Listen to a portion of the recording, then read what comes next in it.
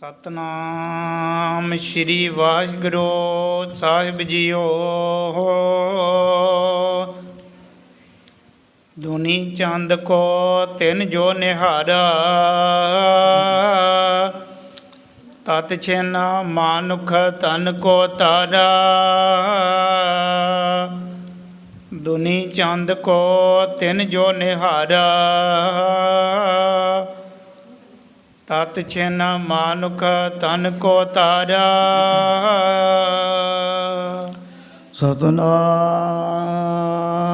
ਸਿਰੇ ਵਾਹਿਗੁਰੂ ਜੀ। ਜੇ ਨਾਮ ਉਚਾਰਤ ਸਭ ਦੁਖ ਮਿਟੇ, ਸੁਖ ਸੰਪਤ ਹੋਏ ਸਦਾ ਘਰੇ ਵਾਸੀ। ਕਿਰਤ ਪੂਰਬ ਪਾਪ ਮਿਟੇ ਸਭੀ, ਹਰ ਕੇ ਦਲ ਹੋਏ ਸਵੈ ਕਿਨ ਨਾਸੀ। ਇਤ ਮਾਨ ਵਧੇ ਤਰੀ ਜਗ ਮੈਂ, ਪਰ ਪੂਰਨ ਰੂਪ ਸਦਾ ਅਵਿਨਾਸੀ। ਸ਼੍ਰੀ ਗੁਰੂ ਗੋਬਿੰਦ ਸਿੰਘ ਜੀ ਕੇ ਪਗ ਪੰਕਜ, ਭਜੋਰ ਮੈਂ ਨਿਤ ਜੋਤ ਪ੍ਰਗਾਸੀ। ਏਕ ਓੰਕਾਰ ਸਤਿਗੁਰ ਤੇ ਪ੍ਰਸਾਦ ਸੱਚ ਹੋਈ। ਵਾਹਿਗੁਰੂ ਜੀ ਕੀ ਫਤਿਹ। ਵਿਘਨ ਵਿਨਾਸ਼ਨ ਸੋਈ। ਵਾਹਿਗੁਰੂ ਜੀ ਕੀ ਫਤਿਹ। ਵਿਘਨ ਵਿਨਾਸ਼ਨ ਸੋਈ। ਵਾਹਿਗੁਰੂ ਜੀ ਕਾ ਖਾਲਸਾ, ਵਾਹਿਗੁਰੂ ਜੀ ਕੀ ਫਤਿਹ। ਪਰਮ ਸਤਿਕਾਰਯੋਗ ਗੁਰੂ ਰੂਪ ਖਾਲਸਾ ਸਾਧ ਸੰਗਤ ਜੀ, ਜਿਤਨੇ ਵੀ ਮਾਈ ਭਾਈ ਨਿਮੀ ਪ੍ਰੇਮੀ ਦੂਰੋਂ ਨੇੜੇ ਚੱਲ ਕਰਕੇ ਮਹਾਂਪੁਰਖਾਂ ਦੇ ਪਵਿੱਤਰ ਪਾਵਨ ਅਸਥਾਨ ਅਥਵਾ ਗੁਰੂ ਬਾਬਾ ਜੀ ਦੇ ਸੱਚਖੰਡ ਦਰਬਾਰ ਦੇ ਵਿੱਚ ਪਹੁੰਚੇ ਹੋ। ਸਤਿਗੁਰਾਂ ਦੇ ਚਰਨਾਂ 'ਚ ਹਾਜ਼ਰੀ ਲਵਾਉਣ ਵਾਸਤੇ ਆਪਣੀਆਂ ਚਿੱਤ ਬਿਰਤੀਆਂ ਬਾਹਰੋਂ ਕਾਗਰ ਕਰਨ ਦੀ ਖੇਚਲ ਕਰੋ। ਭਗਤ ਵਸ਼ਲ ਪਤਤ ਪਾਵਨ ਦੀਨਾ ਬੰਧੂ, ਤਿੰਨੇ ਲੋਕਾਂ ਦੇ ਮਾਲਕ ਸਾਂਝੇ ਰਹਿਬਰ ਨਿਰੰਕਾਰੀ ਜੋਤ ਸ਼੍ਰੀ ਗੁਰੂ ਨਾਨਕ ਦੇਵ ਜੀ ਮਹਾਰਾਜ ਦੀ ਪਾਵਨ ਕਥਾ ਚੱਲ ਰਹੀ ਹੈ। ਪਿਛਲੇ ਪ੍ਰਕਰਨ ਦੇ ਵਿੱਚ ਅਸੀਂ ਇਹ ਵਿਚਾਰ ਸਰਵਣ ਕੀਤੀ, ਜਿਸ ਟਾਈਮ 'ਤੇ ਦੀਨ ਦੁਨੀਆ ਦੇ ਮਾਲਕ ਕਲਯੁਗੀ ਜੀਵਾਂ ਦਾ ਉਧਾਰ ਕਰਦਿਆਂ ਹੋਇਆਂ ਲਾਹੌਰ ਸ਼ਹਿਰ ਦੇ ਨੇੜੇ ਆ ਗਏ। ਜੋ ਸਤਿਗੁਰੂ ਜੀ ਨੇ ਮਰਜ਼ਾਦਾ ਰੋ ਰੀਤੀ ਧਾਰਨ ਕੀਤੀ ਹੋਈ ਹੈ ਪਹਿਲਾਂ ਤੋਂ। ਜਿੱਥੇ ਵੀ ਜਾਣਾ, ਚਾਹੇ ਪਿੰਡ ਹੈ, ਨਗਰ ਹੈ, ਸ਼ਹਿਰ ਹੈ, ਗੁਰੂ ਬਾਬਾ ਜੀ ਬਸ ਇਕਾਂਤ ਰੋਈਆਂ ਬਿਆਬਾਨਾਂ ਦੇ ਵਿੱਚ ਆਪਣਾ ਡੇਰਾ ਲਗਾਉਂਦੇ। ਜਦੋਂ ਦੁਨੀ ਚੰਦ ਜਿਹੜਾ ਬੜਾ ਅਮੀਰ ਹੈ, ਧਨਾਢ ਹੈ ਸ਼ਹਿਰ ਦਾ, ਉਹਨੂੰ ਪਹਿਲਾਂ ਹੀ ਸਤਿਗੁਰੂ ਜੀ ਦੀ ਵਡਿਆਈ ਤੇਜ ਪ੍ਰਤਾਪ ਬਾਰੇ ਪਤਾ ਲੱਗ ਚੁੱਕਿਆ ਹੈ ਵੀ ਮਹਾਰਾਜ ਨੇ ਸਮਝੋ ਵੀ ਇੱਕ ਨਿਰਾਕਾਰ ਤੋਂ ਸਰਗੁਣ ਰੂਪ ਧਾਰਨ ਕੀਤਾ ਹੋਇਆ ਮਾਤਲੋ ਦੀ ਧਰਤੀ ਦੇ ਉੱਪਰ। ਜਦੋਂ ਇਹ ਖਬਰ ਦੁਨੀ ਚੰਦ ਜੀ ਨੂੰ ਮਿਲੀ, ਉਹ ਵੀ ਆਪਣੇ ਘਰੋਂ ਚੱਲ ਕਰਕੇ ਗੁਰੂ ਬਾਬਾ ਜੀ ਦੇ ਚਰਨਾਂ 'ਚ ਹਾਜ਼ਰ ਹੋ ਗਿਆ। ਭਾਈ ਮਰਦਾਨਾ ਜੀ ਨੇ ਜਦੋਂ ਸ੍ਰੀ ਆਸਾ ਜੀ ਦੇ ਬਾਰ ਦੇ ਕੀਰਤਨ ਦੀ ਸਮਾਪਤੀ ਕਰਤੀ, ਕੁਝ ਟਾਈਮ ਤੋਂ ਬਾਅਦ ਸਤਿਗੁਰੂ ਜੀ ਸਮਾਧੀ ਤੋਂ ਹੋ ਗਏ ਉਥਾਨ, ਨੇਤਰ ਖੋਲ੍ਹੇ ਆਪਣੇ।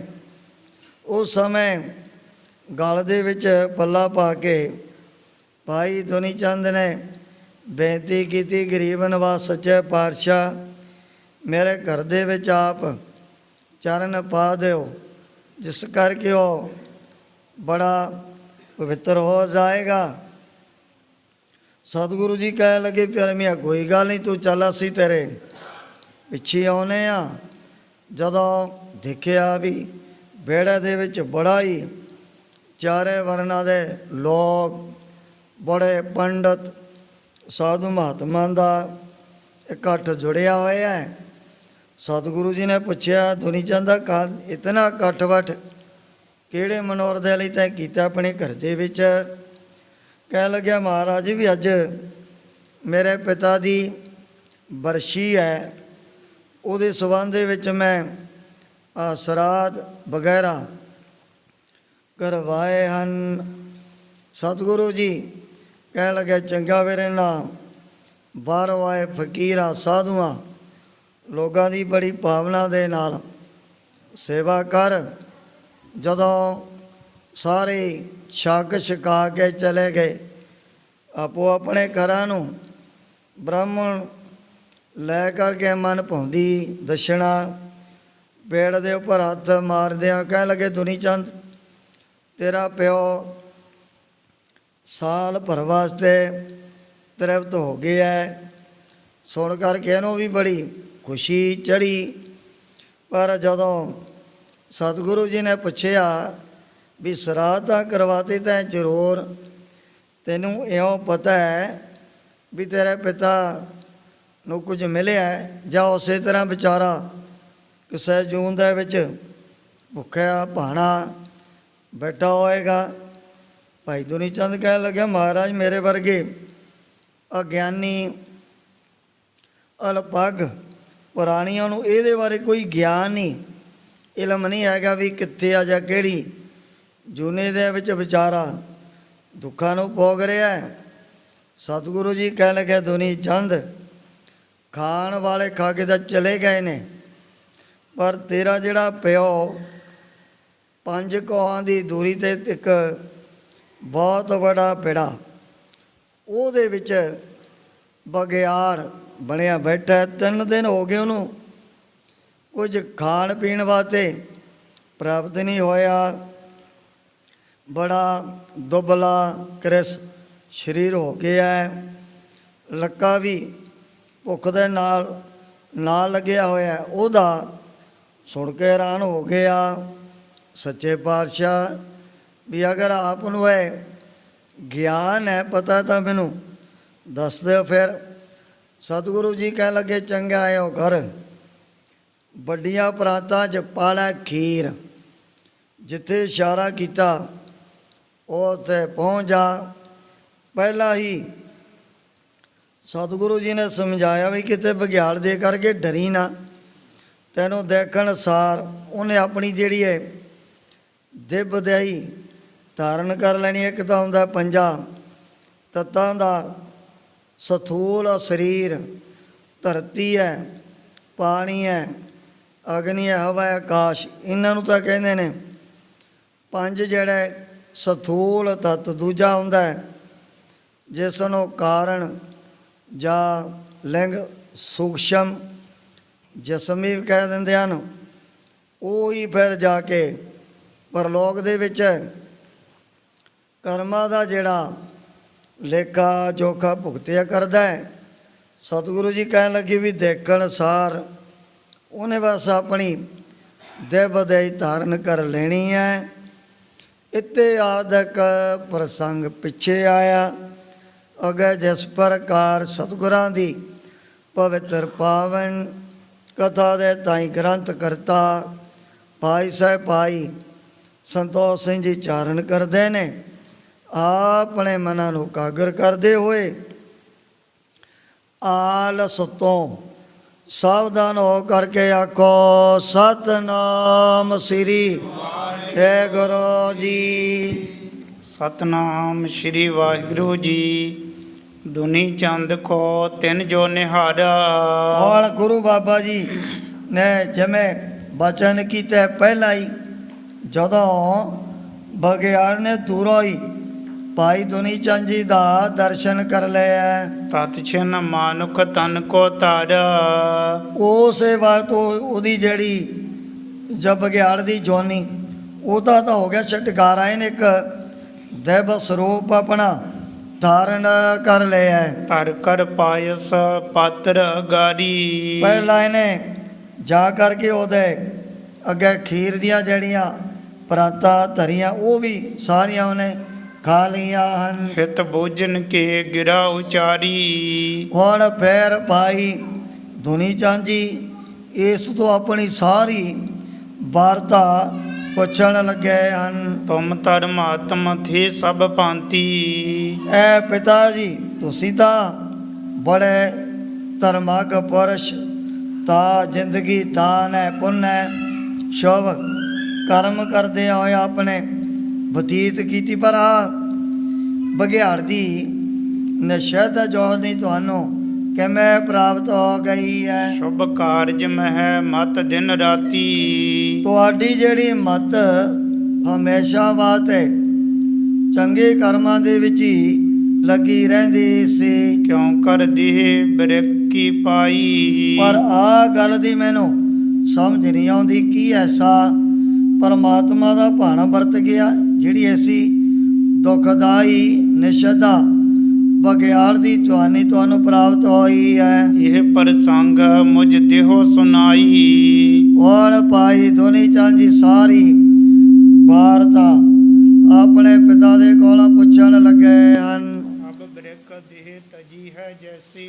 ਵੀ ਜਿਵੇਂ ਜਿਵੇਂ ਨੇ ਉਸੇ ਬਾਤ ਆਪਣੀ ਬਘਿਆੜ ਦੀ ਜਿਹੜੀ ਜੋਨੀ ਤਿਆਗ ਦਿੱਤੀ ਹੈ। ਮਾਨਕ ਤਨ ਪਾਇਓ ਕਹੋ ਕੈਸੀ। ਵੀ ਆ ਜਿਹੜਾ ਮਨੁੱਖਾ ਸਰੀਰ ਦੇਵ ਦੇਈ ਤੁਹਾਨੂੰ ਕਿਵੇਂ ਪ੍ਰਾਪਤ ਹੋ ਗਈ ਹੈ? ਬੋਲਿਓ ਤਬ ਸੋ ਸੁਨਹੁ ਬਿਰਤਾਂਤ।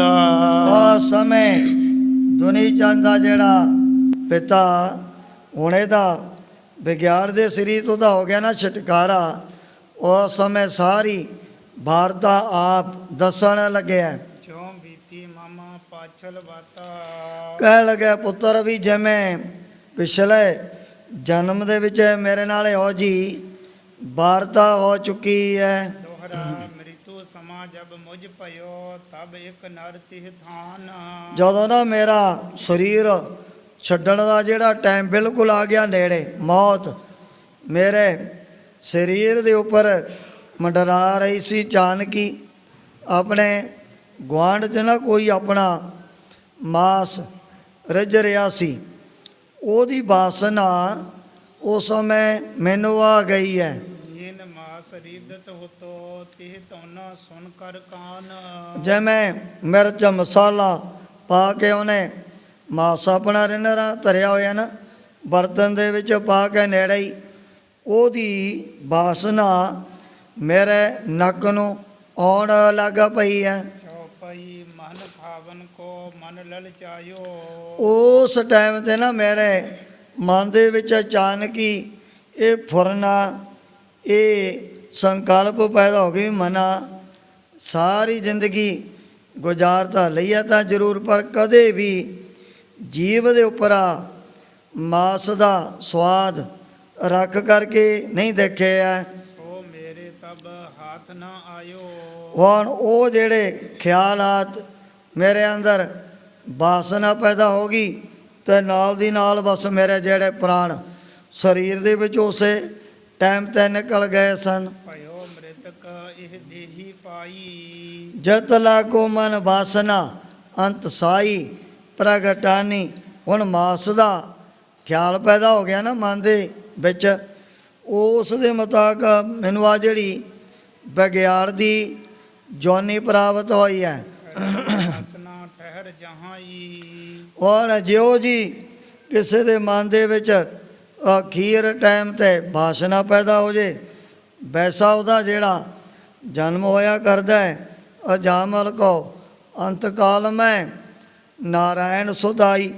ਜਾਂਗਤ ਕੋ ਜੋਗੀਸ਼ਰ ਵਾਸ਼ਤ ਸੋਗਤ ਛਿਨ ਮੈਂ ਪਾਈ। ਉਹਦੇ ਮਨ ਦੇ ਵਿੱਚ ਪੈਦਾ ਹੋ ਗਈ ਪਰਮਾਤਮਾ ਦੀ ਯਾਦ। ਅਜਾਮਲ ਕੋ ਅੰਤ ਕਾਲ ਮੈਂ ਨਾਰਾਇਣ ਸੁਧਾਈ। ਵਾਹਿਗੁਰੂ ਦੀ ਪਰਮਾਤਮਾ ਦੀ ਯਾਦ ਪੈਦਾ ਹੋ ਗਈ ਅਜਾਮਲ ਪਾਪੀ ਦੇ ਹਿਰਦੇ ਦੇ ਅੰਦਰ।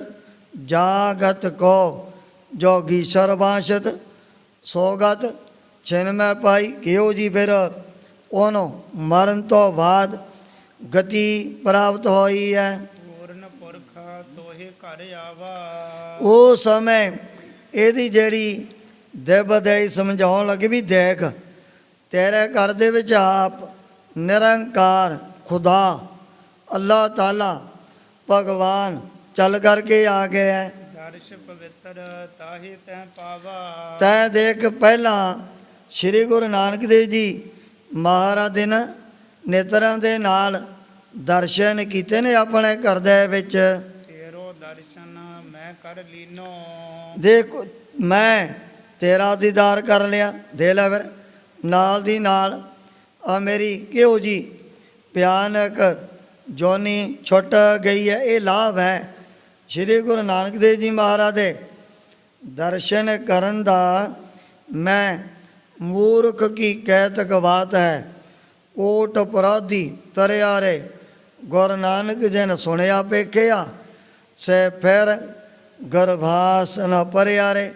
ਜਿਹਨੇ ਦਰਸ਼ਨ ਕਰ ਲਿਆ ਉਹਨਾਂ ਪਾਪੀਆਂ ਗੁਨਾਹੀਆਂ ਦੋਟਾਂ ਦੀ ਸਾਰੀ ਆ ਜਿਹੜੀ ਪਾਪਾਂ ਦੀ ਮੈਲ ਨਾਲ ਦੀ ਨਾਲ ਇਹ ਖਤਮ ਹੋ ਜਾਂਦੀ ਹੈ। ਇਉ ਮਾਨੁਖ ਤਾਨਾ ਭਾ ਮਨ ਚੀਨੋ। ਕਹਿ ਲੱਗਿਆ ਵੀ ਇਉਂ ਆ ਮੈਂ ਤੇਰਾ ਦਰਸ਼ਨ ਕਰ ਲਿਆ ਹੈ, ਜਿਸ ਕਰਕੇ ਮੈਨੂੰ ਆ ਜਿਹੜੀ ਹੁਣ ਦੇਵਦਈ ਪ੍ਰਾਪਤ ਹੋ ਗਈ ਹੈ। ਪੂਰਬ ਕਰਮ ਜਗੇ ਅਬ ਮੇਰੀ। ਦੋਨੇ ਚੰਦ ਦੇ ਪਿਤਾ ਨੇ ਸਮਝਾਇਆ, ਪੁੱਤਰ ਹੁਣ ਤਾਂ ਕੋਈ ਮੇਰੇ ਐਸੇ ਪਿਛਲੇ ਜਨਮ ਦੇ ਬਹੁਤ ਹੀ ਚੰਗੇ ਕਰਮ ਜਾਗ ਪਏ ਹਨ। ਉੱਤਮ ਗਤ ਪਾਈ ਬਿਨ ਦੇਰੀ। ਉੱਤਮ ਗਤ ਬਿਨਾ ਦੇਰੀ ਤੋਂ ਇਹੋ ਜੀ ਮੈਨੂੰ ਬੜੀ ਸ਼ੋਭ ਗਤੀ ਪ੍ਰਾਪਤ ਹੋ ਜਾਣੀ ਹੈ। ਹਸ ਕਹਿ ਸੁਰਗ ਵਿਖੈ ਚੱਲ ਗਇਓ।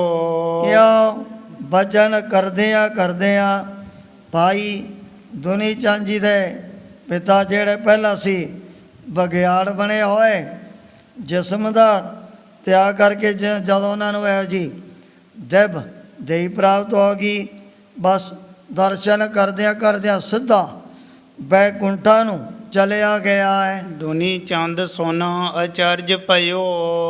ਇਹ ਵਾਰਤਾ ਸੁਣ ਕਰਕੇ ਭਾਈ ਦੁਨੀ ਚੰਦ ਜੀ ਬੜੇ ਮਨ ਦੇ ਵਿੱਚ ਹੈਰਾਨ ਹੋਣ ਲੱਗ ਪਏ ਹਨ। ਹਟ ਕਰ ਸਦਨ ਵਿਖੈ ਚੱਲ ਆਵਾ। ਉਸੇ ਵਕਤ ਵਾਪਸ ਆ ਗਿਆ ਆਪਣੇ ਘਰ ਦੇ ਵਿੱਚ, ਜਿੱਥੇ ਗੁਰੂ ਬਾਬਾ ਜੀ ਨੂੰ ਪਹਿਲਾਂ ਹੀ ਨੇ ਬੜੇ ਇੱਕ ਸੁੰਦਰ ਕਮਰੇ ਦੇ ਵਿੱਚ ਬਿਠਾਇਆ ਹੋਇਆ। ਸ਼੍ਰੀ ਨਾਨਕ ਬੈਸੇ ਜਿਹ ਥਾਵਾ। ਜਿਸ ਥਾਂ ਤੇ ਸਤਿਗੁਰੂ ਜੀ ਉਸੇ ਤਰ੍ਹਾਂ ਭਾਈ ਬਾਲੇ ਔਰ ਮਰਦਾਨੇ ਦੇ ਸਮੇਤ ਇਸ ਦੇ ਘਰ ਦੇ ਵਿੱਚ ਬੈਠੇ ਸਨ। ਕਰ ਬੰਧਨ ਉਸਤਤ ਬਹੁ ਪਾਖੀ। ਪਹਿਲਾ ਦਿਨ ਆਉਣ ਸਾਰ ਮਹਾਰਾਜ ਦੇ ਚਰਨਾਂ ਤੇ ਟੇਕਿਆ ਮੱਥਾ, ਫਿਰ ਦੋਵੇਂ ਹੱਥ ਜੋੜ ਕੇ ਬੜੀ ਤਾਰੀਫ ਵਡਿਆਈ ਕਰਨ ਲੱਗ ਪਏ ਆਪਣੀਆਂ ਰਸਨਾ ਤੋਂ। ਅਤਿ ਸ਼ਰਧਾ ਮੈਂ ਭਾ ਬਿਲਾਖੀ। ਹੁਣ ਇਹੋ ਜੀ ਸ਼ਰਧਾ ਭਾਵਨਾ ਦੁਨੀ ਚੰਦ ਦੇ ਮਨ ਦੇ ਅੰਦਰ ਪੈਦਾ ਹੋ ਗਈ ਹੈ। ਨਾਗਰ ਈਸ਼ਵਰ ਰੂਪ ਉਜਾਗਰ। ਨਾਗਰ ਈਸ਼ਰ ਸੱਚੇ ਪਾਤਸ਼ਾਹ में ਤਾਂ ਹੁਣ ਪਤਾ ਲੱਗਿਆ ਵੀ ਆਪ ਮਾਤਲੋ ਦੀ ਧਰਤੀ ਤੇ ਇੱਕ ਪ੍ਰਗਟ ਭਗਵਾਨ ਦੇ ਰੂਪ ਦੇ ਵਿੱਚ ਇਹ ਜੀਵਾਂ ਦੇ ਭਲੇ ਵਾਸਤੇ ਵਿਚਰ ਰਹੇ ਹੋ। ਤੁਮ ਸਮਰੱਥ ਸਰਬ ਸੁਖ ਸਾਗਰ। ਸੱਚੇ ਪਾਤਸ਼ਾਹ ਆਪੋ ਸਰਬੱਗ ਅੰਤਰਜਾਮੀ, ਪਰ ਜਿਹੜੀਆਂ ਬੇਅੰਤ ਕਰਾਮਾਤਾਂ ਸ਼ਕਤੀਆਂ ਉਹ ਤਾਂ ਅੰਦਰ ਹੀ ਆਪਨੇ ਸਦਾ ਵਾਸਤੇ ਗਾਇਬ ਕਰਕੇ ਰੱਖੀਆਂ ਹੋਈਆਂ ਹਨ। ਭਗਤ ਵਛਲ ਕਰੁਣਾ ਕਰ ਸੁਆਮੀ। ਇਹ ਭਗਤਾਂ ਦੇ ਪਿਆਰੇ ਮੇਰੇ ਉੱਪਰ ਵੀ ਆਪਨੇ ਹੁਣ ਰਹਿਮਤ ਕਿਰਪਾ ਕਰਨੀ ਹੈ। ਦੀਨ ਬੰਦ ਪ੍ਰਭ ਅੰਤਰ ਜਾਮੀ। ਆਪ ਉਤਰ ਕਾਲ ਦਰਸੀ ਜਤੀਮਾ ਅਨਾਥਾਂ ਦੀ ਆਪਨੇ ਸਦਾ ਵਾਸਤੇ ਪਹਿਲਾਂ ਤੋਂ ਹੀ ਰੱਖਿਆ ਕੀਤੀ ਹੈ। ਸੇਵਾ ਕਰਨਾ ਮੁਝੇ ਫਰਮਾਵੋ। ਉਸ ਸਮੇਂ ਗੁਰੂ ਬਾਬਾ ਜੀ ਨੂੰ ਪਹਿਲਾਂ ਤਾਂ ਦੁਨੀ ਚੰਦ ਨੇ ਭੋਜਨ ਪਾਣੀ ਛਕਾਇਆ ਬੜੇ ਪ੍ਰੇਮ ਦੇ ਨਾਲ, ਪਰ ਉਸ ਸਮੇਂ ਜਦੋਂ ਸਤਿਗੁਰੂ ਜੀ ਵਿਦਾ ਹੋਣ ਲੱਗੇ ਫਿਰ ਦੋਵੇਂ ਹੱਥ ਜੋੜ ਕੇ ਸਾਹਮਣੇ ਖੜਾ ਹੋ ਗਿਆ। ਮਹਾਰਾਜ ਕੋਈ ਹੋਰ ਮੈਨੂੰ ਸੇਵਾ ਬਖਸ਼ਣੀ ਕਰੋ। ਤੁਮ ਸੰਤਨ ਕੀ ਨਿਤ ਚਿਤ ਭਾਵੋ। ਆਪ ਤਾਂ ਸੰਤਾਂ ਦੇ, ਦਰਵੇਸ਼ਾਂ, ਫਕੀਰਾਂ ਦੇ ਮਨ ਦੇ ਵਿੱਚ ਸਦਾ ਦੇ ਲਈ ਭਾਉਂਦੇ ਹੋ। ਸੁਨ ਕਰ ਤਿਹ ਕੋ ਕਰਨ ਕਿਰਤਾਰਥ। ਹੁਣ ਗੁਰੂ ਬਾਬਾ ਜੀ ਕੋਈ ਨਾ ਕੋਈ ਐਸਾ ਬਹਾਨਾ ਬਣਾ ਕਰਕੇ ਇਹਨੂੰ ਉਪਦੇਸ਼ ਆਪਣੇ ਵੱਲੋਂ ਬਖਸ਼ਣਾ ਚਾਹੁੰਦੇ ਹਨ। ਬੋਲੀ ਦੀਨਹਾਰ ਪਰਮਾਰਥ। ਪਰਮਾਰਥ, ਇਹਨੂੰ ਪਰਮਾਰਥ ਔਰ ਪਰਮਾਤਮਾ ਦੇ ਚਰਨਾਂ ਦੇ ਨਾਲ ਜੋੜਨ ਦੇ ਲਈ ਮਹਾਰਾਜ ਨੇ ਇੱਕ ਬਹਾਨਾ ਜਿਹਾ ਬਣਾ ਲਿਆ। ਹਮਰੀ ਸੂਚੀ ਰਖੋ ਸੰਭਾਰੀ। ਉਸੇ ਬਾਤ ਸ੍ਰੀ ਗੁਰੂ ਨਾਨਕ ਦੇਵ ਜੀ ਮਹਾਰਾਜ ਕਹਿਣ ਲੱਗੇ ਦੀ ਦੁਨੀ ਚੰਦ ਵੀ ਇਉਂ ਕਰੀ, ਆ ਸਾਡੀ ਬਹੁਤ ਵੱਡੀ ਸੇਵਾ ਹੈ, ਆ ਸੂਈ ਆਪਣੇ ਘਰ ਦੇ ਸੰਭਾਲ ਕੇ ਰੱਖ ਲਈ। ਇਹ ਜਿਹੜੀ ਸੂਈ ਅਸੀਂ ਤੇਥੋਂ ਪਰਲੋਕ ਦੇ ਵਿੱਚ ਜਾ ਕਰਕੇ ਲਵਾਂਗੇ। ਲੈ ਵਹਾਂਗੇ ਪਰਲੋਕ ਗਾਰੀ। ਜ਼ਿਆਦਾ ਪਰਲੋਕ ਦੇ ਵਿੱਚ ਚਲੇ ਗਏ, ਉੱਥੇ ਤੇਰੇ ਕੋਲੋਂ ਅਸੀਂ ਇਹ 2 ਪੈਸਿਆਂ ਦੀ ਸੂਈ ਪ੍ਰਾਪਤ ਕਰ ਲੈਣੀ ਹੈ। ਇਹ ਹਮਰੀ ਸੇਵਾ ਦੀਏ ਤੋਹੀ। ਸਤਿਗੁਰੂ ਜੀ ਕਹਿਣ ਲੱਗੇ ਬਸ ਸਾਰਿਆਂ ਨਾਲੋਂ ਵੱਡੀ ਸੇਵਾ ਇਹ ਹੈ ਸਾਡੀ, ਇਸ ਸੂਈ ਨੂੰ ਪਰਲੋਕ ਦੇ ਵਿੱਚ ਵੀ ਤੈਂ ਜ਼ਰਾ ਧਿਆਨ ਦੇ ਨਾਲ ਆਪਣੇ ਪਾਸ ਰੱਖਣਾ ਹੈ। ਔਰ ਨਾ ਕੱਛ ਅਬਲਾਖਾ ਮੋਹੀ। ਹੋਰ ਤਾਂ ਸਾਡੇ ਮਨ ਦੇ ਵਿੱਚ ਕੋਈ ਇੱਛਾ ਤਮੰਨਾ ਹੈ ਹੀ ਨਹੀਂ ਕਿਸੇ ਵੀ ਪਦਾਰਥ ਦੀ। ਸੁਨ ਕਰ ਦੁਨੀ ਚੰਦ ਅਸ ਬੈਨਾ। ਜਦੋਂ ਇਹੋ ਜਿਹੇ ਪ੍ਰਵਚਨ ਗੁਰੂ ਬਾਬਾ ਜੀ ਦੇ ਭਾਈ ਦੁਨੀ ਚੰਦ ਜੀ ਨੇ ਆਪਣੇ ਕੰਨਾਂ ਦੇ ਨਾਲ ਸੁਣ ਲਏ। ਲੈ ਸੋਚੀ ਗਮਨਿਓ ਨਿਜ ਐਨਾ। ਗੁਰੂ ਬਾਬਾ ਜੀ ਤੋਂ ਲੈ ਕਰਕੇ ਨਾ ਜਿਹੜੀ 2 ਪੈਸੇ ਦੀ ਸੂਈ ਹੈ, ਕਹਿ ਭਾਰਜਾ ਸੋ ਬਚ ਸੋਈ। ਆਪਣੇ ਘਰ ਵਾਲੀ ਨੂੰ ਜਾ ਕਰਕੇ ਕਹਿ ਲੱਗੇ ਭਾਈ ਦੁਨੀ ਚੰਦ ਜੀ ਭਾਗਵਾਨਿਆ, ਗੁਰੂ ਬਾਬਾ ਜੀ ਨੇ ਆਪਾਂ ਨੂੰ ਇੱਕ ਸੇਵਾ ਦਿੱਤੀ ਹੈ, ਆ ਜਿਹੜੀ ਸੂਈ ਆਪਣੀ ਪੇਟੀ ਦੇ ਵਿੱਚ ਸੰਭਾਲ ਕੇ ਰੱਖ ਲੈ, ਇਹ ਆਪਾਂ ਦੁਬਾਰਾ ਪਰਲੋਕ ਦੇ ਵਿੱਚ ਜਾ ਕਰਕੇ ਗੁਰੂ ਜੀ ਦੇ ਹਵਾਲੇ ਕਰਨੀ ਹੈ। ਇਹ ਸੋਚੀ ਰੱਖ ਜਾਏ ਨਾ ਖੋਈ। ਦੁਨੀ ਚੰਦ ਜੀ ਆਪਣੇ ਘਰ ਵਾਲੀ ਬੀਬੀ ਨੂੰ ਕਹਿਣ ਲੱਗੇ ਵੀ ਕਿਤੇ ਗੁੰਮ ਨਾ ਹੋ ਜੇ, ਛੋਟੀ ਜੀ ਚੀਜ਼ ਹੈ ਨਾ। ਸੋਈ ਹਦਾਇਤ ਕਰਦੀ ਵੀ ਚੰਗੀ ਤਰ੍ਹਾਂ ਇਹਨੂੰ ਕਿਤੇ ਕੋਈ ਐਸੇ ਕੱਪੜਿਆਂ ਦੇ ਵਿੱਚ ਲਪੇਟ ਕੇ ਰੱਖ ਦੇ। ਇਹ ਸੂਈ ਸ੍ਰੀ ਗੁਰੂ ਨਾਨਕ ਦੇਵ ਜੀ ਮਹਾਰਾਜ ਨੇ ਆਪਣੇ ਕੋਲੋਂ ਪਰਲੋਕ ਦੇ ਵਿੱਚ ਜਾ ਕਰਕੇ ਲੈਣੀ ਹੈ। ਗੁਰ ਲੇਵ ਹੈ ਪਰਲੋਕ ਕੇ ਮਾਹੀ। ਇਹ ਬਚਨ ਕੀਤਾ ਹੈ ਸ੍ਰੀ ਗੁਰੂ ਨਾਨਕ ਦੇਵ ਜੀ ਮਹਾਰਾਜ ਸੱਚੇ ਪਾਤਸ਼ਾਹ ਨੇ। ਅਪਰ ਸਥਾਨ ਲੇਤ ਸੋ ਨਾਹੀ। ਭਾਈ ਦੁਨੀ ਚੰਦ ਕਹਿਣ ਲੱਗੇ ਵੀ ਹੋਰ ਥਾਂ ਤੇ ਮਹਾਰਾਜ ਨੇ ਕੋਈ ਐਸਾ ਸੋਈ ਵਾਪਸ ਲੈਣ ਦੇ ਲਈ ਬਚਨ ਨਹੀਂ ਕੀਤਾ। ਰੱਖੋ ਭਲੀ ਪ੍ਰਕਾਰ ਸੰਭਾਰੀ। ਆਪਣੇ ਘਰ ਵਾਲੀ ਬੀਬੀ ਨੂੰ ਚੰਗੀ ਤਰ੍ਹਾਂ ਸਮਝਾਤਾ ਵੀ ਕਿਤੇ ਇਹਨੂੰ ਐਵੇਂ ਗੁੰਮ ਨਾ ਕਰਦੀ। ਸੂਈ ਹੋਣ ਬਿਲਕੁਲ ਨਿੱਕਾ ਜਿਹਾ ਦੁਰੂਪ ਦੀ ਹੋਇਆ ਕਰਦੀ ਹੈ। ਤਬ ਦੇਹ ਜਬ ਲਿਹ ਅਗਾਰੀ। ਜਦੋਂ ਵੀ ਸਤਿਗੁਰੂ ਜੀ ਨੇ ਮੰਗੀ ਉਸੇ ਬਾਤ ਆਪਾਂ ਵਾਪਸ ਕਰ ਦੇਵਾਂਗੇ। ਸੁਨ ਤਿਹ ਤੀਏ ਕਹੇ ਬਚ ਐਸੀ। ਇਹੋ ਜਿਹੇ ਬਚਨ ਸੁਣ ਕਰਕੇ ਉਹਦੀ ਘਰ ਵਾਲੀ ਪਹਿਲਾਂ ਤੋਂ ਹੀ ਆਪਣੇ ਮਾਂ ਪਿਓ ਦੇ ਪਾਸ ਰਹਿੰਦਿਆਂ ਹੋਇਆਂ ਇਹੋ ਜਿਹੇ ਨਾਮ ਰਸੀਏ ਬਰੇ ਬੈਤੇ ਮਹਾਂਪੁਰਖਾਂ ਦੀ ਇਹਨੂੰ ਸੰਗਤ ਪ੍ਰਾਪਤ ਹੋ ਗਈ, ਜਿਸ ਕਰਕੇ ਪਤਾ ਲੱਗ ਚੁੱਕਿਆ ਵੀ ਸਰੀਰ ਵੀ ਪਰਲੋਕ ਦੇ ਵਿੱਚ ਨਹੀਂ ਜਾਂਦਾ, ਇਹ ਸੂਈ ਉੱਥੇ ਹੈ ਕਿਵੇਂ ਪਹੁੰਚ ਸਕਦੀ ਹੈ। ਆਗੇ ਲੈ ਜਾਵੋਗੇ ਕੈਸੀ। ਇਹਦੀ ਧਰਮ ਸਪਤਨੀ ਪਰਮਾਰਥ ਖਿਆਲਾਂ ਵਾਲੀ ਕਹਿਣ ਲੱਗੀ ਹੈ ਪਤੀ ਦੇ ਵੀ ਹੁਣ ਦੱਸੋ ਇਹ ਸੂਈ ਆਪਾਂ ਪਰਲੋਕ ਦੇ ਵਿੱਚ ਕਿਵੇਂ ਲਿਜਾ ਸਕਦੇ ਹਾਂ। ਨਿਤ ਸੰਗੀ ਜੋ ਦੇਹ ਵਿਚਾਰੀ। ਆ ਜਿਹੜਾ ਪੰਜਾਂ ਤੱਤਾਂ ਦਾ ਸਰੀਰ ਹਮੇਸ਼ਾ ਨਾਲ ਰਹਿਣ ਵਾਲਾ ਇਹਨੇ ਵੀ ਇੱਥੇ ਬਸ ਅੱਗ ਦੇ ਵਿੱਚ ਸੜ ਕਰਕੇ ਸੁਆਹ ਹੋ ਜਾਣਾ। ਕਬੀਰ ਹਾਡ ਜਰੇ ਜਿਉ ਲਾ ਕਰੀ ਗੇਸ ਜਰੇ ਜਿਉ ਖਾਸ। ਇਹੋ ਜਗ ਜਰਤਾ ਦੇਖ ਕੇ ਪਿਓ ਕਬੀਰ ਉਦਾਸ ਵੀ ਹੱਡ ਵੱਡੀਆਂ ਵੱਡੀਆਂ ਲੱਕੜਾਂ ਦੇ ਸਮਾਨ ਸੜ ਕੇ ਸੁਆਹ ਹੋ ਜਾਣੇ ਹਨ। ਕਬੀਰ ਹਾਡ ਜਰੇ ਜਿਉ ਲਾਕਰੀ ਕੇਸ ਜਰੇ ਜਿਉ ਕਾਸ, ਇਉਂ ਵੱਡੇ ਵੱਡੇ ਰੋਮਾਂ ਨੂੰ ਫਿਰ ਅਗਨੀ ਚੜ ਜਾਏਗੀ। ਜਿਵੇਂ ਸੁੱਕੇ ਘਾਹ ਨੂੰ ਮਾੜਾ ਜਿਹਾ ਪਸਤੀਲਾ ਲਾਓ, ਨਾਲ ਦੀ ਨਾਲ ਅੱਗ ਚੜ ਜੂ। ਸੁੱਕੇ ਘਾਹ ਨੂੰ ਚਾਰੇ ਪਾਸਿਆਂ ਤੋਂ ਕੇਸ ਜਰੇ ਜਿਉ ਘਾਸ, ਇਹੋ ਜਗ ਜਰਤਾ ਦੇਖ ਕੇ ਭਇਓ ਕਬੀਰ ਉਦਾਸ। ਭਗਤ ਜੀ ਕਹਿੰਦੇ ਮੇਰੇ ਮਨ ਦੇ ਵਿੱਚ ਵੀ ਬੜੀ ਉਪਰਾਮਤਾ, ਬੜੀ ਉਦਾਸੀ ਪੈਦਾ ਹੋ ਰਹੀ ਹੈ। ਸੋ ਪੀ ਜਾਈ ਨਾ ਸਕੈ ਅਗਾਰੀ। ਹੁਣ ਉਹ ਦੁਨੀ ਚੰਦ ਦੇ ਘਰੋਂ ਬੀਬੀ ਕਹਿਣ ਲੱਗੀ ਵੀ ਸਰੀਰ ਇੱਥੇ ਰਹਿ ਜੂ, ਆ ਜਿਹੜੀ 2 ਪੈਸਿਆਂ ਦੀ ਸੂਈ ਇਹ ਤੂੰ ਪਰਲੋਕ ਦੇ ਵਿੱਚ ਕੈਸੇ ਲਿਜਾ ਸਕਦਾ ਹੈ? ਸੁਣ ਵਿਚਾਰ ਕਰ ਸੋ ਲੈ ਆਵਾ। ਸੁਣ ਕਰਕੇ ਦੁਨੀ ਚੰਦ ਹੈ ਵੀ ਦਿਮਾਗ ਦੇ ਵਿੱਚ ਇਹ ਗੱਲ ਬਹਿ ਗਈ ਵੀ ਠੀਕ ਹੈ, ਸੂਈ ਤਾਂ ਨਾਲ ਜਾਣੀ ਨੇ ਨਾ, ਪਰਲੋਕ ਦੇ ਵਿੱਚ ਕਦੇ ਉਹ ਤਾਂ ਆ ਸਰੀਰ ਇੱਥੇ ਸੜ ਕਰਕੇ ਇੱਕ ਸੁਆਹ ਦੀ ਮੁੱਠੀ ਬਣ ਜਾਣਾ ਹੈ। ਪਾਸ ਬੈਸ ਕਰ ਬਚਨ ਅਲਾਵਾ। ਉਸ ਵਕਤ ਭਾਈ ਦੁਨੀ ਚੰਦ ਜੀ ਗੁਰੂ ਬਾਬਾ ਜੀ ਦੇ ਨੇੜੇ ਆ ਕੇ ਫਿਰ ਬੇਨਤੀ ਕਰਨ ਲੱਗ ਪਏ ਨੇ ਆਪਣੇ ਵੱਲੋਂ, ਨਹਿ ਅੱਗੇ ਇਹ ਸੂਚੀ ਜਾਵੇ। ਐ ਗਰੀਬ ਨਵਾਜ਼ ਸੱਚੇ ਪਾਤਸ਼ਾਹ ਸਰੀਰ ਨਹੀਂ ਜਾਣਾ, ਆ ਸੂਈ ਮੈਂ ਕਿਵੇਂ ਪਰਲੋਕ ਦੇ ਵਿੱਚ ਲੈ ਕਰਕੇ ਪਹੁੰਚਾਂਗਾ। ਇਹ ਬਿਦ ਮੋਤੀ ਨਹਿ ਬਨ ਆਵੇ।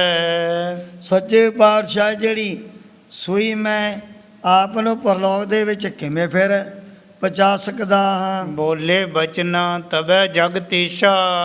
ਜਗਤ ਦਾ ਈਸ਼ਰ ਦੀਨ ਦੁਨੀਆ ਦੇ ਮਾਲਕ ਨੇ ਉਸ ਸਮੇਂ ਹੋ ਜਿਹਾ ਬਹਾਨਾ ਬਣਾ ਲਿਆ ਦੁਨੀ ਚੰਦ ਦਾ ਉਧਾਰ ਕਰਨ ਦੇ ਲਈ। ਬੋਲੇ ਬਚਨ ਤਬੈ ਜਗਤੀਸ਼ਾ। ਜਗਤ ਦੇ ਈਸ਼ਰ ਗੁਰੂ ਬਾਬਾ ਜੀ ਨੇ ਫਿਰ ਬਚਨ ਕੀਤਾ ਹੈ। ਪਾਇਓ ਸਮੈ ਦੇਨ ਉਪਦੇਸ਼ਾ।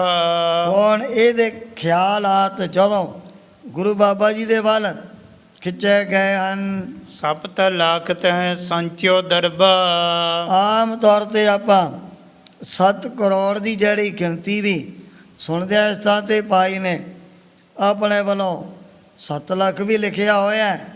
ਉਸ ਸਮੇਂ ਗੁਰੂ ਬਾਬਾ ਜੀ ਪੁੱਛਣ ਲੱਗੇ ਵੀ ਆ 7 ਝੰਡੀਆਂ ਮਕਾਨ ਦੇ ਉੱਪਰ ਤਹਿਕਾ ਦੇ ਵਾਸਤੇ ਲਗਾਈਆਂ ਹੋਈਆਂ ਨੇ, ਜਿਨ੍ਹਾਂ ਨੂੰ ਉਹਨਾਂ ਸਮਿਆਂ ਦੇ ਵਿੱਚ ਕਹਿੰਦੇ ਜੀ ਫਲਾਣਾ ਤਾਂ ਬਹੁਤ ਵੱਡਾ ਧੁਜ਼ਾਧਾਰੀ ਹੈ ਵੀ ਜਿਹਦੇ ਪਾਸ 1 ਕਰੋੜ ਕੈਸ਼ ਉਹ 1 ਝੰਡੀ ਲਗਾ ਦਿੰਦਾ, 2 ਕਰੋੜ ਕੈਸ਼ ਉਹਨੇ 2 ਝੰਡੀਆਂ ਲਗਾ ਦੇਣੀਆਂ ਨੇ, ਜਿਨ੍ਹਾਂ ਨੂੰ ਉਹਨਾਂ ਸਮਿਆਂ ਦੇ ਵਿੱਚ ਕਹਿੰਦੇ ਸੀ ਵੀ ਇਹ ਬਹੁਤ ਵੱਡਾ ਇੱਕ ਧੁਜ਼ਾਧਾਰੀ ਹੈ। ਇਹਦੇ ਮਕਾਨ ਦੇ ਉੱਪਰ ਲੱਗੀਆਂ ਹੋਈਆਂ ਸੀ 7 ਝੰਡੀਆਂ, 7 ਕਰੋੜ ਕੈਸ਼ ਇਹਨੇ ਆਪਣੇ ਪਾਸ ਜਮ੍ਹਾਂ ਕੀਤਾ ਹੋਇਆ ਹੈ। ਸੋ ਕੈਸੀ ਲੈ ਜਾਵਹਿ ਸਰਬਾ। ਉਸ ਸਮੇਂ ਗੁਰੂ ਬਾਬਾ ਜੀ ਨੇ ਜਦੋਂ ਪੁੱਛਿਆ ਦੁਨੀ ਚੰਦ ਜੀ ਨੂੰ, ਇੱਕ ਇਹੋ ਜਿਹਾ ਮਹਾਰਾਜ ਨੇ ਕੌਤਕ ਵਰਤਾਵਿਆ 7 ਝੰਡੀਆਂ ਕਾਹਦੇ ਵਾਸਤੇ ਲਗਾਈਆਂ ਨੇ? ਬੇਨਤੀ ਕੀਤੀ ਮਹਾਰਾਜ ਇਸ ਸਮੇਂ ਦਾ ਰਿਵਾਜ ਹੈ ਨਾ ਦੁਨੀਆ ਦੇ ਵਿੱਚ, ਜਿਹਦੇ ਕੋਲ 1 ਕਰੋੜ ਕੈਸ਼ ਉਹਨੇ 1 ਝੰਡੀ ਲਗਾ ਦੇਣੀ ਹੈ। ਮੇਰੇ ਕੋਲ 7 ਕਰੋੜ ਕੈਸ਼ ਜਮ੍ਹਾਂ ਕੀਤਾ ਹੋਇਆ, ਮੈਂ 7 ਝੰਡੀਆਂ ਲਗਾਈਆਂ ਹੋਈਆਂ ਹਨ। ਗੁਰੂ ਬਾਬਾ ਜੀ ਕਹਿਣ ਲੱਗੇ ਦੁਨੀ ਚੰਦ ਆ 2 ਪੈਸੇ ਦੀ ਸੂਈ ਉਹ ਤਾਂ ਤੇਰੇ ਨਾਲ ਪਰਲੋਕ ਦੇ ਵਿੱਚ ਜਾਣੀ ਨਹੀਂ, ਆ ਜਿਹੜਾ ਪਾਪਾ ਵਾਜੋਂ ਹੋਵੇ ਨਾਹੀ ਮੋਇਆ ਸਾਧਨ ਜਾਈ। ਕਬੀਰ ਦੀਨ ਗਵਾਇਆ ਦੁਨੀ ਸਿਉ ਦੁਨੀ ਨਾ ਚਾਲੀ ਸਾਥ ਪਾਏ ਕੁਹਾੜਾ। ਮਾਰਿਆ ਗਾਫਲ ਆਪਣੇ ਹਾਥ। ਜਾਂ ਜਿਹੜੀ ਇਤਨੀ ਮਾਇਆ ਤੈਂ ਗਰੀਬਾਂ ਦਾ ਖੂਨ ਚੂਸ ਕੇ ਜਮ੍ਹਾਂ ਕੀਤੀ ਹੈ, ਤੇਰੇ ਨਾਲ ਚਲੀ ਜਾਏਗੀ। ਗੁਰੂ ਬਾਬਾ ਜੀ ਨੇ ਜਦੋਂ ਐਸੇ ਬਚਨ ਕੀਤੇ ਹਨ, ਧਨ ਕੋ ਸੰਚ ਕਰਹਿ ਬਹੁ ਕਲਮਲ।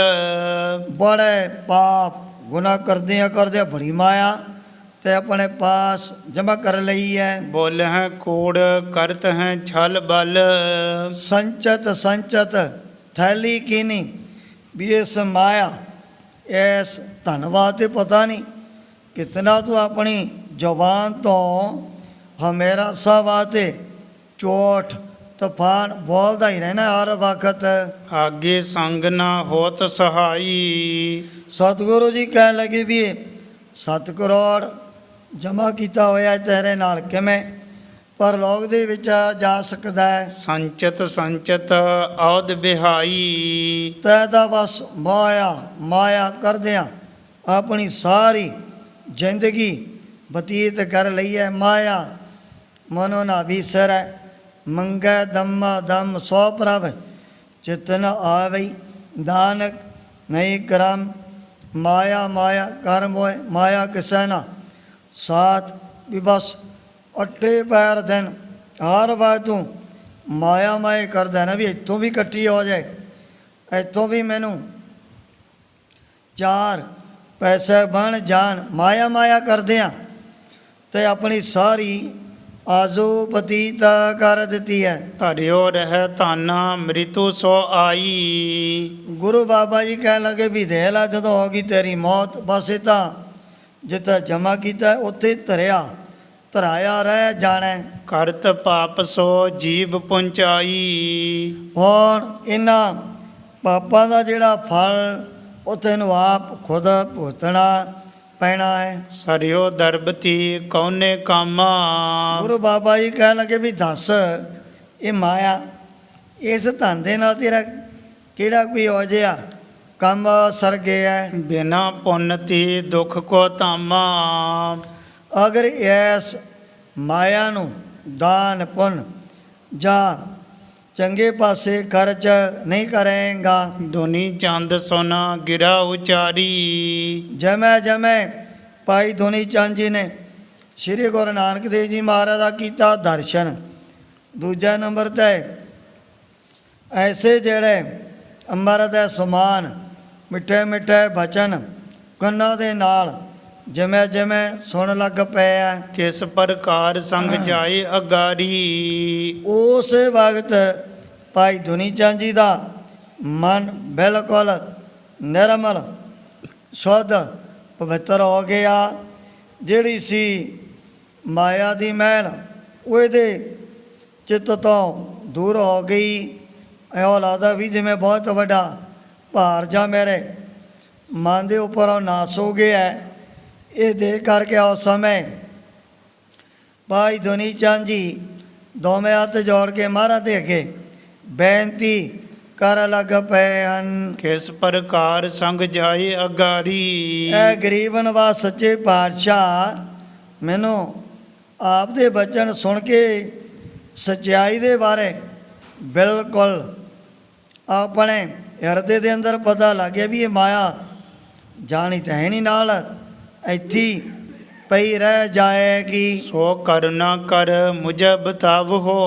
ਪਰ ਇਹ ਸਫਲੀ ਕਿਵੇਂ ਹੋ ਸਕਦੀ ਹੈ, ਕਿਵੇਂ ਮੈਂ ਇਹਨੂੰ ਚੰਗੇ ਪਾਸੇ ਲਗਾ ਸਕਦਾ, ਇਹ ਆਪ ਕਿਰਪਾ ਕਰਕੇ ਮੈਨੂੰ ਸਮਝਾ ਦਿਓ। ਤੀਨ ਜਾਨ ਉਪਦੇਸ਼ ਦਿਰੜਾਵੋ। ਮੈਨੂੰ ਬੜਾ ਯਤੀਮ ਅਨਾਥ ਗਰੀਬ ਜਾਣਦੇ ਹੋਇਆ ਇਹੋ ਜਿਹਾ ਉਪਦੇਸ਼ ਚਿੱਤ ਦੇ ਵਿੱਚ ਸੱਚੇ ਪਾਤਸ਼ਾਹ ਦ੍ਰਿੜ ਕਰਵਾ ਦਿਓ। ਗੁਰੂ ਭਨੈ ਸੁਣੀਏ ਦੇ ਚੀਤਾ। ਉਸ ਸਮੇਂ ਗੁਰੂ ਬਾਬਾ ਜੀ ਕਹਿ ਲੱਗੇ ਧੁਨੀ ਚੰਦ ਅਗਰ ਸਾਡੇ ਬਚਨਾਂ ਨੂੰ ਜਰਾ ਧਿਆਨ ਦੇ ਨਾਲ ਸੁਣੇਗਾ ਤੈਨੂੰ ਇਸ ਸੱਚਾਈ ਦੇ ਬਾਰੇ ਵੀ ਹੁਣ ਇਹ ਪਤਾ ਲੱਗਾ ਜਾਣਾ। ਇਸ ਪ੍ਰਾਨੀ ਕੇ ਤੀਨੋਂ ਮੀਤਾ। ਸਤਿਗੁਰੂ ਜੀ ਕਹਿਣ ਲੱਗੇ ਵੀ ਦੇਖ ਧੁਨੀ ਚੰਦ ਇਸ ਪ੍ਰਾਣੀ ਦੇ ਇਸ ਮਨੁੱਖ ਦੇ ਹਮੇਸ਼ਾ ਵਾਸਤੇ ਨਾ 3 ਜਿਹੜੇ ਮਿੱਤਰ ਹੋਇਆ ਕਰਦੇ ਹਨ। ਦਰਬ ਪਰਿਵਾਰ ਕਰਮ ਲਖ ਲੀਜੈ। ਪਹਿਲੇ ਨੰਬਰ ਤੇ ਦਰਬ, ਦੂਜਾ ਨੰਬਰ ਤੇ ਕੀ ਹੈ ਪਰਿਵਾਰ, ਤੀਜੇ ਨੰਬਰ ਤੇ ਕੀਤੇ ਹੋਏ ਕਰਮ। ਇਹ 3 ਇਸ ਜੀਵ ਦੇ ਹਮੇਸ਼ਾ ਵਾਸਤੇ ਬੜੇ ਸ੍ਰੇਸ਼ਟ ਮਿੱਤਰ ਹੋਇਆ ਕਰਦੇ ਨੇ। ਜਸ ਸੰਗੀ ਤਸ ਦਸ਼ਾ ਸੁਨੀਜੈ।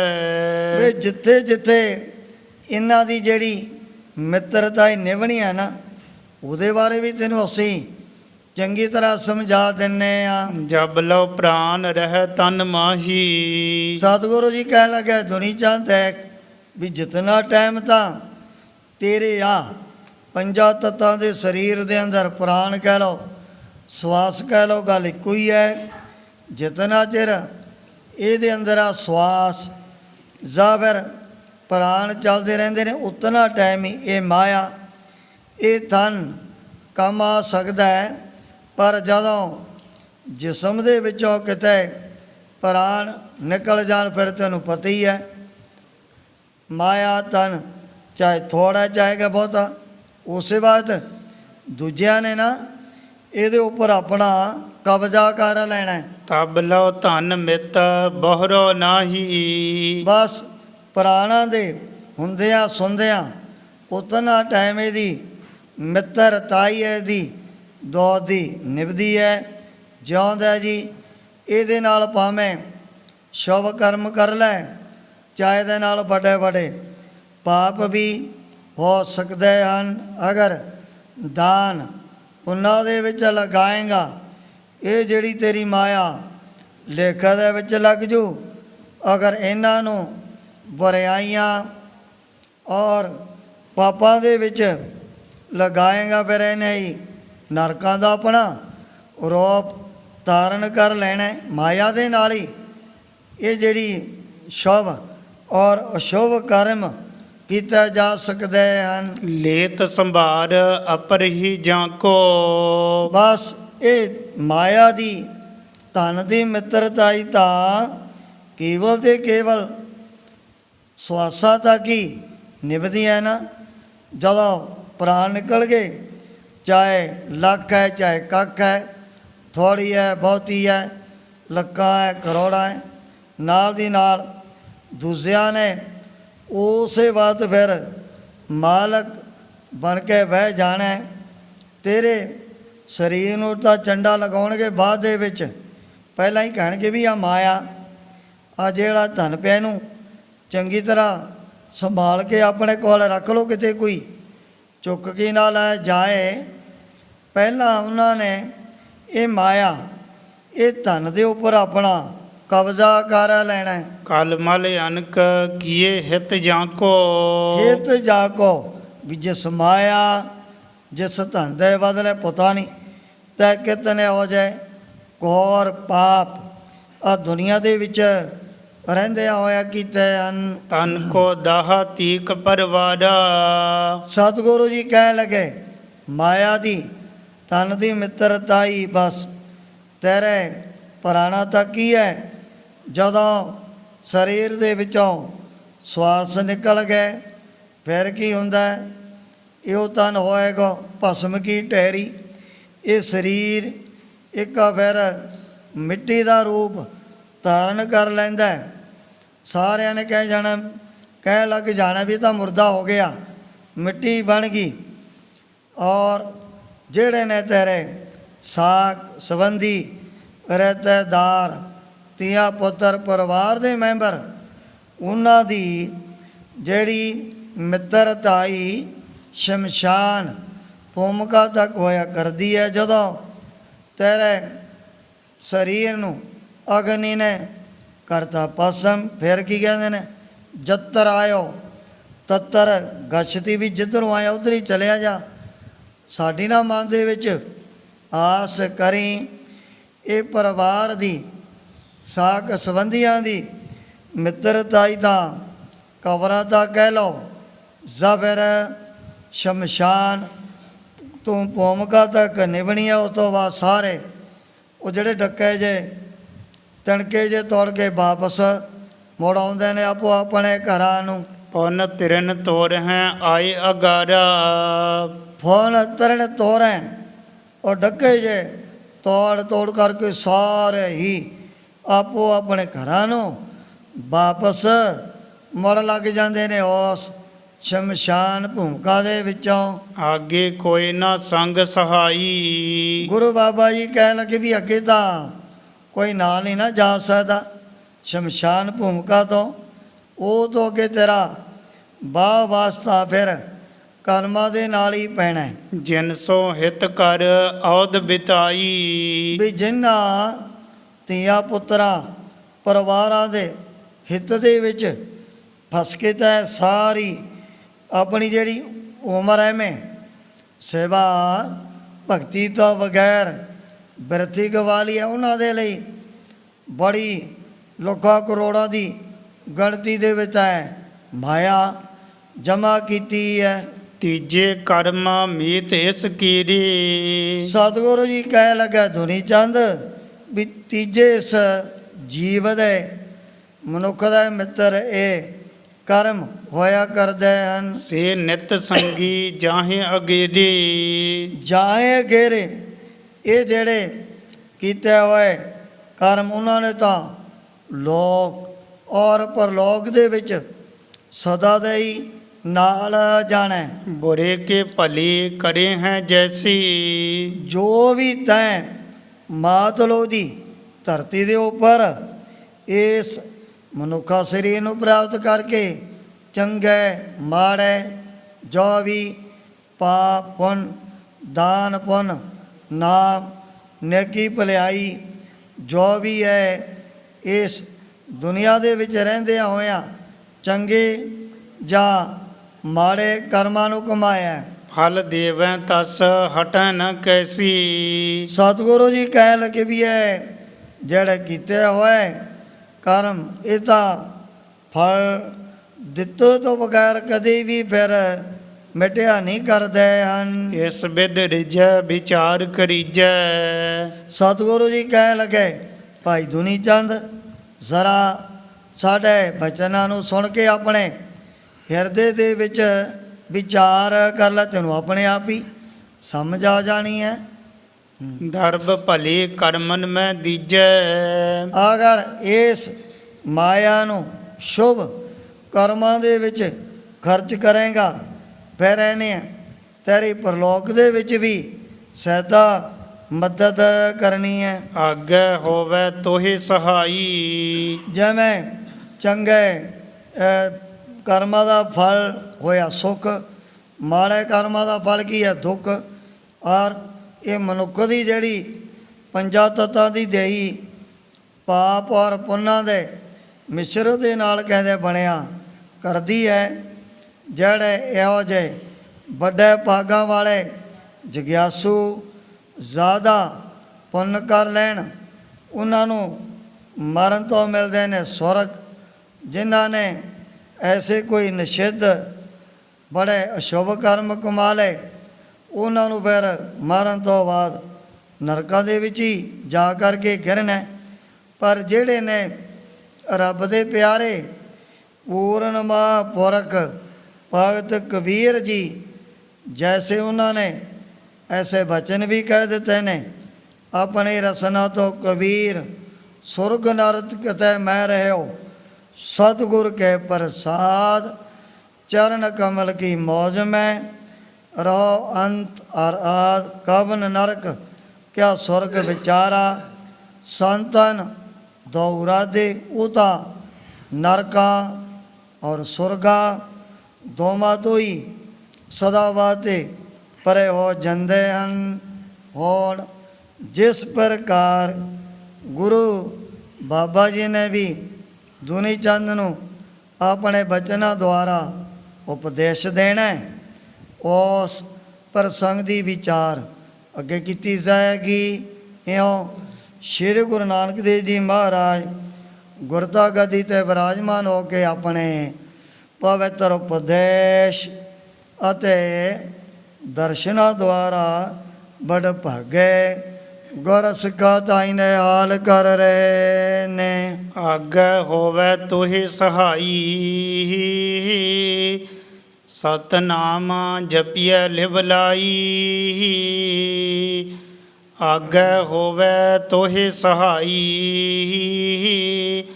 ਸਤਨਾਮ ਜਪਿਐ ਲਿਵ ਲਾਈ। ਇਹ ਚੌਥ ਹੈ ਪਾਰ ਬ੍ਰਹਮ ਅਵਨਾਸੀ ਅਗਨਾਸ।